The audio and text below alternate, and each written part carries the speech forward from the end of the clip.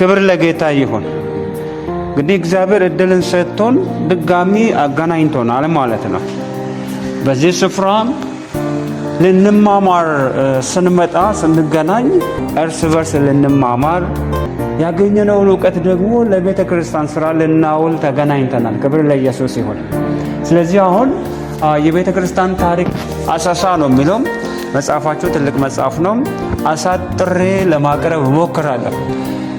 ስለዚህ የትምህርቱ ዓላማ ምንድን ነው የሚለውን ማወቅ በጣም ወሳኝ ነው። የቤተ ክርስቲያን ታሪክን ስንማር ዓላማው ምንድን ነው? ለምንድን ነው የቤተ ክርስቲያን ታሪክን የምማረው?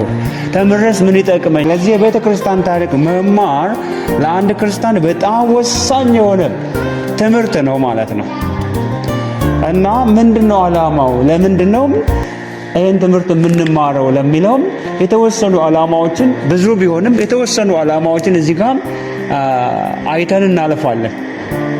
አንደኛውና የመጀመሪያው ምንድን ነው? ማንነትን ለማወቅ በጣም ይሄ ትምህርት ጠቃሚና መሰረታዊ ነገር ነው። ስለዚህ ቤተ ክርስቲያን ዛሬ ላለችበት ደረጃ እንዴት እንደደረሰችና መሰረቷ ምን እንደሆነ ለመረዳት ይጠቅመናል። አሁን የዛሬን ቤተ ክርስቲያን ስለ ቤተ ክርስቲያን ታሪክ ስንማር በዛ በሐዋርያት ጊዜም ቤተ ክርስቲያን ስትወለድ ምን ትመስላለች?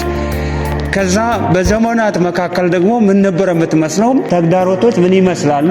ዛሬ ደግሞ ምን ላይ ደርሰናል? በእኛ ዘመን ምን ይመስላል ቤተክርስቲያን፣ የቤተክርስቲያን ሁኔታ የሚለውን ለመረዳት ይጠቅመናል። አንደኛውና የመጀመሪያው ዓላማ ይሄ ነው ማለት ነው። ሁለተኛም ለመገምገምና ለተሃድሶ ቤተክርስቲያን ያለፈችበትን ሁኔታ ካወቅን፣ ዛሬ ምን ላይ እንደደረሰች ካወቅን ምን እያደረግነው ነው ማለት ነው? እየገመገምነው ነው። እንገመግማለን። ገምግመን ደግሞ ምንድነው የምናደርገው? ለተሃድሶ እንዘጋጃለን። ቤተክርስቲያን እኛ ነን። ምእመኑ ለተሃድሶ እናዘጋጃለን። ምን ስንሆን? ታሪክን ስናውቅ ወደ ኋላ ሄደን ከአመጣጡ ስናጠና በታሪክ ቤተክርስቲያን እንዴት ይመስል ነበር፣ እንዲህ ሁኔታዎችን አልፋ ዛሬ ላይ ደርሳለች። ስለዚህ ዛሬ ከደረሰችበት ደግሞ አንድ ደረጃ ወደፊት መሄድ አለባት ቤተክርስቲያን። ትንቀሳቀሳለች፣ ትሄዳለች፣ ትሰራለች፣ ትሰፋለች፣ ታድጋለች እና እንገመግማለን ማለት ነው። ተሃድሶ ያስፈልጋል። ለተሃድሶ ህዝብን እናዘጋጃለን። ስለዚህ የዛሬዋ ቤተክርስቲያን ተልእኮና ሁኔታ ካለፈው ታሪክ አንጻር ምን ይመስላል የሚለውን ለመመዘን እንጠቀምበታለን ማለት ነው።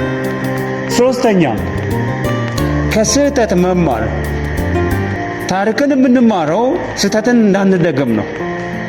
ታሪክን የማንማር ከሆነ በነገራችን ላይ አዲስ ስህተት የለም፣ አዲስ ምንፍቅናም የለም። በዘመናት መካከል የነበሩ የተደጋገሙ ነገሮች ናቸው።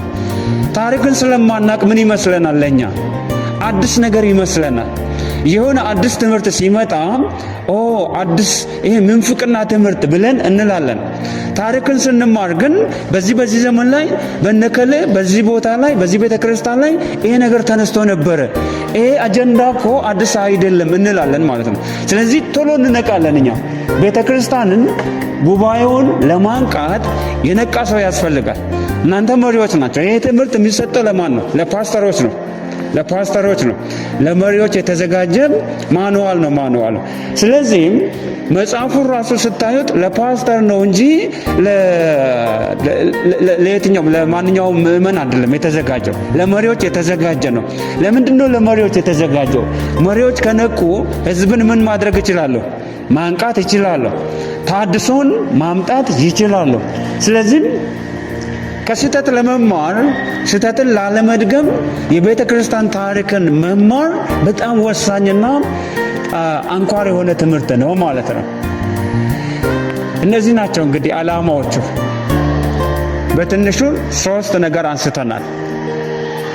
የቤተ ክርስቲያን ማንነትን ለማወቅ አንደኛ ቤተ ክርስቲያን ስንል ማናት? ከመቼ ጀምሮ በምን ሁኔታ ውስጥ አለፈች፣ ዛሬ የደረሰች የቤተ ክርስቲያን ማንነትን ለማወቅ አንደኛው ዓላማ። ሁለተኛው የቤተ ክርስቲያን ሁኔታን ያለችበትን ለመገምገም፣ ለታድሶ ለማነሳሳት። ሶስተኛም ስህተት እንዳይደገም ካለፉ ስህተቶች ለመማር ማለት። አንድ የመጣህ እንቅፋት ደጋግሞ የሚመታ ከሆነ አልተማርክም ማለት ነው። መጀመሪያ ከተመታህበት አልተማርክም አይደል? በዛው ቦታ ላይ ያው ተመሳሳይ እንቅፋት ደጋግሞ የሚመታኝ ከሆነ ከመጀመሪያው ምት አልተማርንም፣ ደጋግመን እየቆሰልን ነው ማለት ነው። ስለዚህ እንደዛ እንዳይሆን ይጠቅመናል። የቤተ ክርስቲያንን ታሪክ መማር በጣም ይጠቅመናል ማለት ነው።